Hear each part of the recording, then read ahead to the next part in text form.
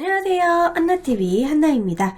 자, 오늘 오랜만에 역사 스캔들로 역사적인 내용을 준비했는데요. 저번 시간에는 이제 미국의 문화, 멜라니아 트럼프에 대한 이야기를 했잖아요. 오늘은 더 재미있는 주제로 바로 조선시대의 먹방에 대해서 준비를 했습니다. 조선시대 먹방. 우리나라가 사실 여러분 먹방 강국이잖아요. 먹방이란 단어도 우리나라에서 만들어진 것이고 외국에서도 그러한 먹방을 소리 나는 대로 MUK, BANG 이렇게 먹방이라고 써요. 심지어 제가 나 먹방 BJ 아닌데 먹방에 관해서 인터뷰를 한 적이 있었어요. 영국의 무슨 영국의 무슨 어떤 유명한 유튜브 채널이었어요. 바이스인가? 아무튼 그런 거였는데 아프리카 톡에서 연락이 왔는데 나의 먹방을 너무 인상 깊게 봤대. 내가 짜장면 먹는 거를. 그래서 나를 인터뷰하고 싶었대. 그래서 제가 운영자님한테도 제가 먹방 BJ가 아닌데 잘할 수 있을까요? 그러니까 그래도 그 영국 사람은 나를 원한대요. 그래가지고 해볼게요. 그래가지고 인터뷰를 하고 팬분들하고 저랑 같이 밥 먹는 먹방 찍는 거를 같이 참여하는 그러한 방송도 했었어요. 근데 외국 사람들은 되게 신기하더라고요. 이렇게 먹는 거를 구경하는 것도 신기하고 또 막상 자기네들이 이제 먹는 걸 또 구경하다 보니까 또 재밌더라. 그래서 이런 한국의 먹방 문화, 그리고 많이 먹는 푸드파이터 문화, 특이한 음식을 먹고 리액션을 하는 그런 문화들이 되게 재밌어하고 흥미로워 하더라고요. 이렇게 우리나라가 먹방 강국이 될 수밖에 없었던 뭔가 유전적인 이유가 있지 않을까. 그래서 제가 찾아봤습니다. 조선시대에는 어느 정도 먹었을까? 제가 이것을 준비하게 된 결정적인 딱 한 가지의 사진이 있어요. 이 남자분 귀엽게 생겼죠, 그쵸? 눈이 초롱초롱해서 나 밥 먹는데 왜 찍어? 이러고 있는 것 같은데, 자, 그릇을 보십시오. 어머, 저게 밥그릇인가요? 저건 보통 우리가 지금 샐러드 같은 거 버무리거나 할 때 쓰는 밥그릇인데 밥그릇이 오지게 커요. 그리고 이분이 지금 먹기 시작한 것이 아니라 먹는 중간에 찍은 거라는 겁니다. 보통 조선시대는 고봉이라고 그래서 젓다만한 밥그릇에 진짜 이렇게 산만큼 쌓아줘요. 우리 할머니네 집 가면 맨날 그랬어. 외할머니가 밥을 고봉으로 쌓아주고 다 먹어라, 남기지 말고. 절대 다 못 먹어. 그래서 아무튼 다이어트랑은 별개가 돼버리는 밥을 이렇게 많이 줘. 반찬은 그렇게 별로 없어. 보니까 딱 고기 같은 건 보이지 않네요. 밥하고 국 끓여가지고 밥그릇이 엄청 크다는 걸 알 수 있죠. 이게 이제 조선시대에 이제 실제 생활 밥 먹는 이런 음식 문화였다. 이거 보면은 또 이분은 또 말랐어요. 밥을 오지게 많이 먹었구나 이런 생각을 하면서 우리나라 조선시대부터 잘 먹지 않았나 그래서 좀 알아봤습니다. 실제로 구한말 우리나라 이제 조선을 방문한 외국인들, 주로 선교사들의 그런 기록을 보면 우리 조상들이 참 식욕이 왕성했고 엄청 잘 먹고 막 과일도 싹쓸이하고 막 닭도 엄청 잡아먹고 밥을 잘 먹었다는 기록들이 되게 많습니다. 제가 이따가 하나하나 보여드리도록 할게요. 그리고 실제로 우리나라에 외국인 선교사들이 딱 왔는데 생각보다 우리나라 사람들이 키가 커서 놀랬대요. 그러니까 동남아시아나 이런 중국, 동아시아 쪽에서 상당히 큰 편에 속한다고 합니다. 우리나라랑 일본이랑 비교했을 때 평균 키가 우리가 일본보다 10cm가 커요. 남자들 키가. 여자는 한 5cm에서 7cm 정도. 그 정도로 좀 키가 크고 발육 상태도 좋고 막 등치에도 막 풍채가 있는 걸 보면서 깜짝 놀랐다라고 그래요. 가난한 나라라고 생각했는데 되게 등치가 괜찮구나. 그래서 우리 조상님들이 이렇게 고봉으로 밥을 먹고 많이 먹은 것에 대한 여러 가지 설이 있습니다. 일단 첫 번째는 농경사회다 보니까 맨날 몸으로 농사 짓고 일해야 돼요. 일을 많이 하니까 배가 빨리 꺼져. 몸을 많이 쓰니까 그래도 많이 먹어야 된다. 첫 번째. 두 번째는 말을 타고 다니는 사람들은 되게 극소수고 거의 가마를 타는 사람들도 일부 양반이고 주로 걸어 다녀야 돼. 옛날에는 진짜 부산에서 한양까지 가는데 걸어서 막 주막을 묶고 가서 오로지 도보로만 갔었거든요. 그래서 하루 종일 걸으니까 유산소 운동이 엄청나게 되고 밥을 많이 먹을 수밖에 없었다. 칼로리 소모가 많으니까. 그리고 세 번째는 이 한반도가 워낙 풍요로운 땅이라서 엄청난 기근이라던가 흉년이라던가 그런 게 들지 않는 이상 어느 정도 풍족하게 먹을 게 많았다. 뭐 그러한 이야기를 하는 사람도 있습니다. 그리고 네 번째는 우리가 이런 먹는 음식에 대한 그런 기록이 다 남아있는데 이런 구황작물, 뭐 이런 식용작물, 고기 부위별 요리법 같은 게 다 그대로 남아있기 때문에 우리나라는 참 미식가가 많았던 것 같다. 잘 요리해서 잘 찾아서 먹을 줄 알았다. 되게 조리법이 단순하지 않다는 거예요, 여러분. 뭐 예를 들어서 제가 이제 많은 나라를 여행하진 못했지만 영국에 가봤는데 영국 사람들은 진짜 점심 때 샌드위치 하나 먹고 끝이에요. 그리고 요리라고 할 수 있는 게 별로 없었어요.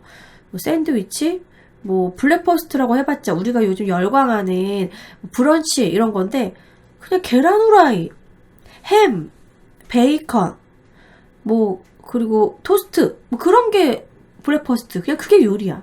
그리고 고기 좀 스테이크로 구워 먹고 뭐 그랬어요. 그래가지고 뭐 도대체 영국의 대표 요리가 뭐예요? 그래서 이제 음식점에 가봤는데 피쉬앤칩이라고 약간 생선가스스러운 거랑 감자튀김 이게 전통 요리야. 물론 뭐 맛있긴 먹긴 했는데 뭔가 막 전통 요리라고 그래가지고 엄청난 정성이 들어간 그런 요리는 아니라는 거죠. 그래서 우리나라는 그런데 그런 거에 비하면 요리법이 정말 다양하고 어떻게 조리하는 거에 따라서 음식의 맛이 달라지는 되게 미식가의 나라가 아니었냐 이렇게 보고 있습니다. 또 다섯 번째는 불교의 영향으로 아무래도 평소에 채식 위주로 먹다 보니까 많이 먹을 수밖에 없다. 고기를 먹으면 약간 포만감이 드는데 막 채소나 이렇게 탄수화물 밥만 먹다 보니까 포만감이 안 드니까 밥심으로 엄청 많이 먹은 게 아니냐 이러한 이야기들을 많이 합니다. 죄송해요 여러분. 점점 코가 막혀와요. 제가 지금 처음에는 목감기였는데 코감기로 발전해가지고 말하는데 계속 점점점 코가 막혀올 수가 있습니다. 그래서 의도치 않은 코먹방을 하게 될 수도 있는데 좀 이해 부탁드릴게요, 여러분. 아픈데도 저렇게 컨텐츠를 하고 있구나. 이렇게 좋게 생각해 주시기 바랍니다. 근데 정말 과거가 지금 현대보다 몸을 많이 쓰는 건 맞아요. 걸어다니고 농사짓고 그래서 실제적으로 뭐 요즘에도 이런 운동선수들 뭐 예를 들어 유도선수들이라든지 막 이런 씨름 선수들 진짜 고기 뷔페 금지 막 써놓잖아요. 먹는 거 보면 장난 아니거든요. 그래서 확실히 몸을 많이 쓰는 사람들 기초대사량이 많아질 수밖에 없는 그런 상황이었을 것이라는 거죠. 자, 일단 실질적으로 얼마나 많이 먹었는지 제가 읽어드리도록 할게요. 필원잡기라는 옛 서적에 홍일동이라는 사람이 나옵니다. 이 홍일동은 실존 인물인데요. 홍길동의 형일 것이다 라고 하는 설이 있어요. 어쨌든 그 홍일동이라는 사람은 세조 때 인물인데요. 조선시대 세조 때 인물인데 되게 바른말을 잘하고 글도 잘 쓰는 그런 인재였다고 합니다. 하지만 그 사람의 정말 최고로 잘 나가는 건 먹성이었다고 해요. 요즘으로 치면 푸드파이터, 뭐 요즘으로 치면 뭐 벤츠님 같은 급에 정말 잘 먹었다고 합니다. 자, 이 사람이 진관사라는 곳에 놀러 갔는데 그 양반이 먹은 목록이 기록되어 있습니다. 떡 한 그릇, 국수 3그릇, 밥 3그릇, 고봉이었겠죠. 그때 당시 고봉으로 3그릇, 두부와 청포 9그릇. 이만큼 먹고 집으로 돌아와서 그래도 배가 고팠던지 또 먹었대요. 삶은 닭 2마리, 생선국 3그릇, 어회 1그릇, 술 40잔 이렇게 먹어치우고서야 잠이 들었다고 합니다. 좀 대단한 거죠. 근데 이 사람은 정말 이 양반은 이후로도 계속 많이 먹다가 결국 위가 고장나서 진짜 위가 터져서 죽었다고 합니다. 그러니까 과식은 역시 건강에 좋지 않죠. 저 코가 너무 막혔다. 그리고 여러분들이 들어봤던 인물 중에 임진왜란에 이순신의 라이벌, 이순신을 맨날 질투하고 우리가 좀 약간 싫어하는 캐릭터로 많이 나오는 나쁜 악역을 맡는 캐릭터 바로 원균이 있는데요. 원균도 엄청나게 잘 먹었대요. 꽤나 많이 먹었다고 하는데 한 끼에 좀 약간 오바 같지만 한 끼에 쌀 한 마를 밥을 지어가지고 밥을 오지게 많이 먹었고 반찬으로 닭도 여러 마리 잡아먹었고 술도 스케일이 커서 동이로 비웠대요. 그냥 이렇게 병으로 먹는 게 아니라 그냥 동이 하나를 그냥 막걸리 한 독을 다 먹었대요. 이게 아무래도 칼질하는 무인이니까 무장이니까 잘 먹었지 않겠느냐 생각할 수도 있지만 난중일기나 그때 당시에 이제 상황을 보면 임진왜란 때 먹을 게 많이 부족했다고 나오거든요. 그런 와중에 너무 지나치게 먹은 거죠. 아, 이래서 욕을 먹었구나. 약간 밉상 캐릭터였네. 그래서 약간 원균이 비대하고 뚱뚱했다는 기록이 여기저기 나오는데 가장 유명한 기록에 징비록에 나옵니다. 바로 유성룡의 징비록에 원균이 잘 도망치지 못한 이유가 뚱뚱해서 비만으로 인해서 몸이 무거워서 잘 못 뛰었다. 잘 못 도망갔다라는 그런 기록이 있다고 합니다. 자, 그러면 아마 제일 많이 먹고 조선시대에 가장 이렇게 뻑적지근하게 차려 먹은 건 당연히 왕이었겠죠. 왕들의 수라상은 어땠을까 한번 알아봤습니다. 조선의 왕들은 하루에 6번 식사를 했다고 합니다. 그것을 초조반, 아주 일어나자마자 초조반, 아침수라, 낮겉상, 저녁수라, 야차 뭐 요렇게 먹고요. 혹은 초조반, 아침수라, 낮것상, 거기다가 저녁수라 먹기 전에 참을 먹기도 했대요. 그렇게 해서 6번 먹었다고 하는데, 초조반은 아침 6시에 일어나가지고, 이제 깨자마자 간단한 미음이나 죽을 먹었다고 합니다. 그리고 아침수라는 아침 10시에 밥국, 김치, 조치, 진골 같은 이런 12첩 반상을 아침에 거나하게 먹어요. 그리고 낮것상은 점심이나 12시쯤에, 점심때쯤에 면이나 만두, 이런 거 같은 거. 떡국, 밀가루 음식을 먹고 참은 오후 3시쯤에 먹는데 다과상, 과일이라든지 디저트 같은 거를 먹고 그리고 저녁 6시에는 또 다시 12첩 반상으로 거창하게 저녁 수라를 먹고 저녁 수라의 양이 가장 양이 많았다고 합니다. 그리고 밤 9시쯤에 이제 왕이 침소에 들기 전에 이제 책 같은 거 읽고 그러면은 야참으로 면이나 또 국수 아니면 식혜 약식 이런 것들을 먹고 출출함을 해결했다고 해요. 그리고 이제 때에 따라 참을 내오거라 그러면은 이런 다과 같은 거는 계속 나왔고요. 그래서 이런 거 빼고 아우 너무 거창하다 해서 끼니를 4번 참긴 임금도 있고요. 실제로 되게 검소했던 영조 임금 같은 경우에는 끼니를 3끼만 먹었다고 합니다. 영조 임금이 이렇게 끼니를 3번만 먹고 평소에 소식했기 때문에 영조 임금이 가장 장수했죠. 왕의 재위 기간도 정말 길었고 그래서 그런 이유가 아니었나. 근데 영조 임금은 실제로도 말랐었고 튼튼했고 약간 좀 소식을 했던 것에 반면에 많이 먹고 특히 육류를 좋아했던 고기를 좋아했던 왕도 있습니다. 혹시 들어보셨나요? 고기를 좋아했던 왕. 뚱뚱했던 왕. 바로 10,000원짜리에 있는 세종대왕입니다. 그러니까 세종대왕은 많이 먹는 게 뭐를 많이 먹냐면 특히 고기를 많이 먹었대요.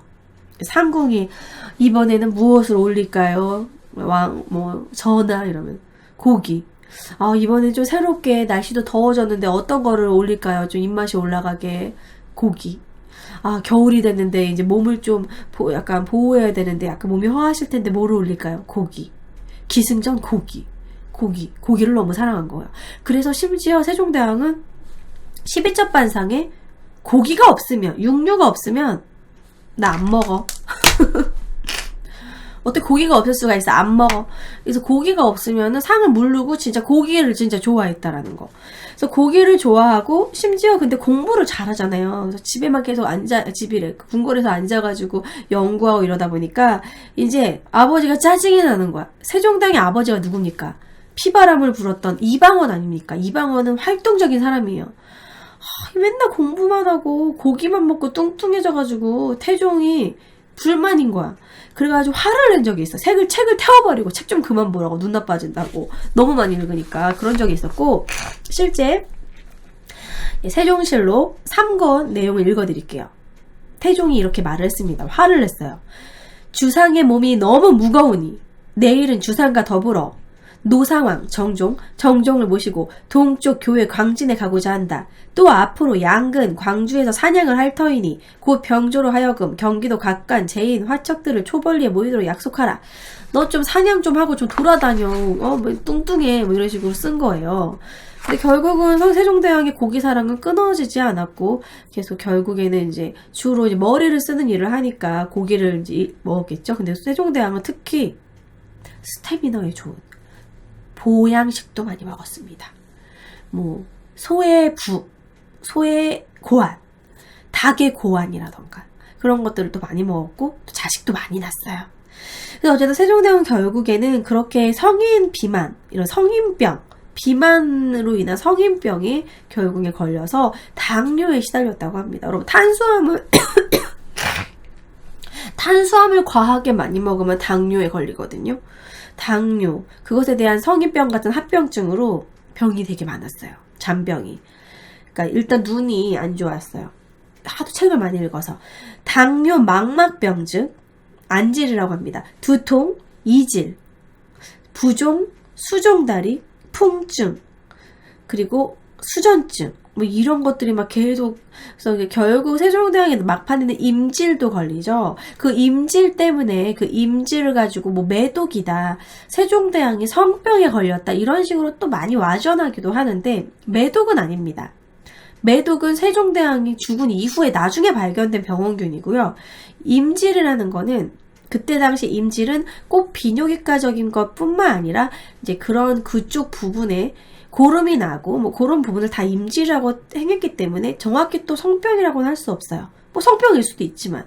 그래서 어쨌든 임질과 당뇨 이렇게 여러 합병증에 시달리다가 결국 돌아가셨죠. 그래서 마지막에 이제 너무 합병증이 많아서 치매 세로암이 심하다라고 세종대왕이 실제로 한탄한 내용이 있습니다. 한 가지 병이 겨우 나오면 한 가지 병이 또 생기니까 너무 힘들다, 이런 기록이 있습니다. 그래서 이렇게 또 뚱뚱했던 왕도 있고 말랐던 왕도 있어요. 자, 그러면 제가 이번에 준비하면서 끼니라는 단어가 궁금해서 알아봤거든요. 우리가 한 끼, 두 끼, 세 끼, 끼니라는 단어는 한문일까 우리 단어일까 알아봤는데, 끼니는 아침, 점심, 저녁처럼 때에 맞춰서 먹는 밥인데요. 끼니라는 말은 1359년에 월인석보에 처음 등장하는데, 학자들이 때시자 있죠. 그 때시자를 시라는 발음을 어떻게 우리 스타일로 발음하다 보니까 끼가 됐고, 그리고 쌀을 뜻하는 우리가 이제 우리말로 쌀을 니라고 했대요. 그래서 니로 합쳐져서 우리말이 생겨났다고 합니다. 그렇다면 조선시대 일반 백성들의 끼니는 어땠을까요? 왕들은 6끼를 먹었지만 백성들은 보통 2끼를 먹었다고 합니다. 여름에는 3끼를 먹었대요. 여름에는 낮에 일을 많이 하다 보니까 참을 먹어서 아침, 그리고 일할 때 참 먹고 저녁 먹고. 하지만 이제 겨울에는 농사철이 아니잖아요. 그래서 약간 늦게 일어났대요. 한 10시쯤. 그래서 아점식으로 아침 먹고, 그리고 저녁 먹고. 그래서 저녁엔 2끼. 먹을 게 부족하니까. 그렇게 해서 주로 이제 보통 끼니를 아침에 먹고 저녁에 먹어서 조석이라고 하기도 했다고 합니다. 아침조, 저녁석, 이런 식으로. 그래서 아무래도 2끼를 먹다 보니까 양을 더 많이 먹지 않았을까, 또 그렇게 생각할 수 있겠죠. 자, 그럼 조선 후기 이렇게 끼니를 사치스럽게 먹었던 사람들도 있습니다. 가난한 백성들은 좀 힘들었지만 그때 당시 조선 후기 돈 많은 양반들은 무려 하루에 왕들처럼 7끼니를 먹었다고 해요. 낭비가 심했다고 해서 실제 실학자 이익이 쓴 성호사설에 이런 내용에 대해서 쓰고 있습니다. 요즘 사람들은 새벽에 일찍 일어나 흰죽 먹는 것을 조반이라 하고 한낮에 배불리 먹는 걸 점심이라 한다. 부유하거나 귀한 집에서는 하루에 7차례 먹는데 술과 고기가 넉넉하고 진수성찬이 가득하니 하루에 소비하는 것으로 100명을 먹일 수 있다. 그러니까 이제 조선 후기에 정말 가난한 사람들은 막 굶어 죽고 있는데, 돈 많은 사람들은 하루에 7끼를 먹고 하루에 소비하는 그 음식의 양이 100명을 먹일 수 있을 정도 양이었다는 거예요. 뭐 남기고, 뭐 물론 남은 것들은 노비들이 먹거나 뭐 그랬겠지만, 그래서 이런 거 생각하면 또 이런 마음이 들어요. 요즘에도 우리가 음식물 쓰레기 많이 만들잖아요. 근데 우리나라에서는 음식물 쓰레기가 막 나오고 있는데, 저 아파트 제가 음식물 쓰레기 버리러 가면 엄청 많거든요, 음식물 쓰레기. 그런데 이제 저기 지구 반대편에서는 굶어 죽고 있고, 참 안타까운 현실이죠. 저도 음식물 쓰레기를 좀 줄여보려고 웬만하면 다 먹으려고 했는데, 그럼 또 살찌니까 아이고 아까워 하고 먹는 순간 살찌더라고요. 최대한 조금 차려서 조금씩 먹으려고 노력하거든요. 자, 어쨌든 그래서 이렇게 얘기했습니다. 이익은 옛날에 하증, 그 중국에 사치를 좋아하고 맨날 맛있는 음식만 먹고 다녔던 하증이란 중국인이 있대요. 하증처럼 집집마다 사치를 부리니 민생이 어찌 공고하지 않겠는가 라고 말했다고 합니다. 자, 그럼 구체적으로 아우 죄송합니다. 나도 이게 비염이라서 코를 풀 수가 없어요. 콧물이 안쪽에 있어서 어쩔 수 없이 먹방할 수밖에 없는 부분 이해해 주세요. 더럽지만 이해 부탁드립니다. 코먹방입니다. 자, 실제적으로 보면 조선시대 사람들은 어떻게 먹었는지 한번 실제 선교사들이 얘기했던 그런 증언으로 한번 얘기를 나눠보도록 하겠습니다. 바로 푸드파이터의 나라 조선. 자, 보세요. 선교사들인 것 같죠? 근데 밥을 먹고 있는데 당황스러운 표정이에요. 역시나 밥은 고봉입니다. 먹고 죽어라 이런.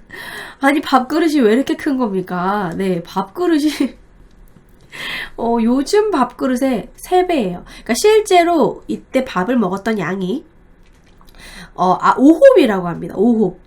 이때 밥 정도 들어가는 5홉. 지금은 1.5홉 정도 먹는데요. 지금 밥그릇의 약 3배 이상 컸다고 해요. 그래서 조선시대 때 얼마나 잘 먹는 사람들이 많았는지 한번 알아볼게요. 요거는 이제 신문기사에 있는 걸 제가 한번 찾아봤어요. 스브스 뉴스에서 65세가 된 어떤 조선인은 식욕이 없다면서도 밥 5사발을 비웠다. 뭐 이런 사람이 있어. 나 진짜 입맛이 없어서 말하면서 야, 너 지금 밥 2공기 먹었거든? 뭐 이런 거랑 비슷한 거죠. 식욕이 없어. 이러면서 밥 5번. 이 할아버지 그러면은 식욕이 있을 때는 기본적으로 한 10공기 정도 드셨나봐요. 프랑스 신부의 기록입니다. 재밌네요. 그 다음에 3번째. 한 사람은 어떤 내기를 했는데 내기에서 7인분까지 먹었다. 그가 마신 막걸리는 계산하지 않았다. 그래서 이제 프랑스 신부가 보고 놀랬어요. 음식을 7인분까지 먹었다. 푸드파이터였죠. 그쵸? 그리고 이제 식성이 엄청나다는 거를 이제 여러 외국 사람들이 얘기를 하는데, 서너 명이 앉으면 복숭아나 참외 20개, 25개가 없어지는 게 다반사다. 잠깐만. 서너 명. 4명이라고 치면 4, 5, 20. 4, 6에 24. 복숭아 6개, 5개 먹을 수 있잖아. 이게 왜 놀랄 일이지? 영국 사람들 정말 소식하나 보네? 나도 먹겠다. 복숭아 5개. 조선 사람이 밥 먹을 때 말을 하지 않는 것은 음식을 더 많이 먹기 위해서라고 주장했다. 그런 거예요? 저희 집에서는 이제 밥 먹을 때 말하면 밥풀 튀어. 예의 없는 거야. 이러면서 밥 먹을 때 말하지 마 이랬는데, 많이 먹으려고 말을 안 하는 거야. 빨리 먹어야 돼. 자, 그리고 고봉밥에 대해서 참 많은 사람들이 놀랐는데요. 밥그릇 위에 산을 이루고 있는 고봉밥은 서양인들한테 엄청난 충격이었습니다. 이걸 다 먹으라고. 자, 그리고 이제 서양인들이 봤을 때 우리나라 사람들 먹성이 엄청났던 게, 보통 조선인들은 일본인의 2배를 먹는다. 지금도 그런 것 같아요. 지금도 일본에 가면 일본은 라멘만 양이 많지, 기본적으로 일본 가정식 스시 일본 음식 보면 푸짐하지 않아요. 거의 양이 많지 않고, 보통 스몰, 미디움, 라지 이렇게 주로 이게 나눠 있어요.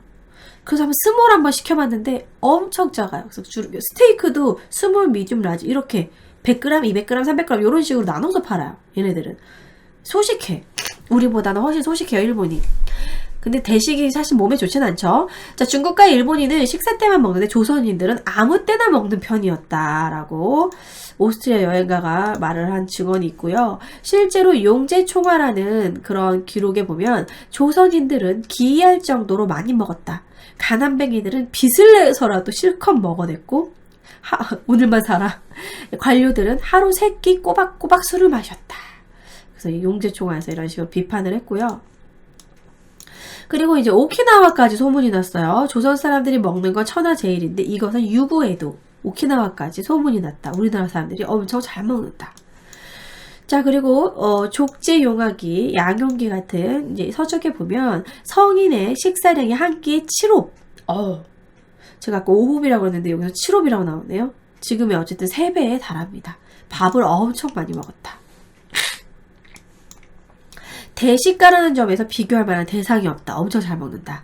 대식가고 힘이 세다. 그래서 우리나라에 대한 표현입니다. 근데 요것에 대해서 그러니까 반발을 하신 분이 있어요. 근데 저도 요 부분은 좀 인정합니다.